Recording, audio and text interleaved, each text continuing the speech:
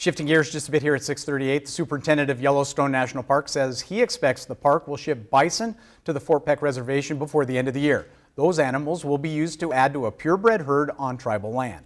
DN's John Shearer spoke with Dan Wank about the bison sharing program, which went through some challenging times this past winter. Really, we had to start over. Yellowstone National Park Superintendent Dan Wank is talking about the program to quarantine bison to share with Montana's Fort Peck tribe. But the program was dealt a big setback this winter. They let out bison we've been holding some for as long as about 18 months or 21 months. Fences were cut and bison escaped. That really is a violation of the protocols, so you really have to start over again. There are now 70 male and 25 female bison being tested and retested to make sure they don't have brucellosis. That's a disease ranchers fear could be transmitted to cattle.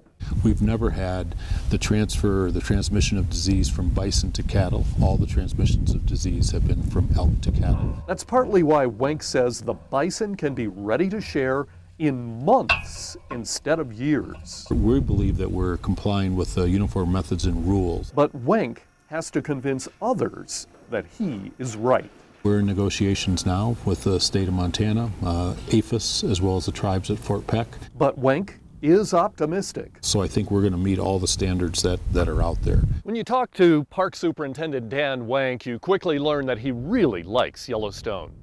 But most of all, he likes the bison. It's such a tremendous resource and such an incredible opportunity for the public. Wank says it gives the public a chance to get a glimpse of what primitive America really used to look like. Yellowstone is, one of the last remnants, of a genetically pure native population of bison, and that's pretty special. Wank says he could always use some extra funding to create a backup herd of genetically pure bison, but adds that should not be an excuse for failing to act quickly to share bison with Fort Peck and other tribes. In Yellowstone National Park, I'm John Shearer for MTN News.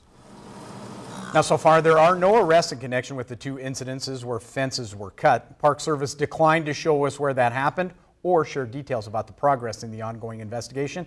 But the Park Service does say extra security has been added to the bison quarantine areas.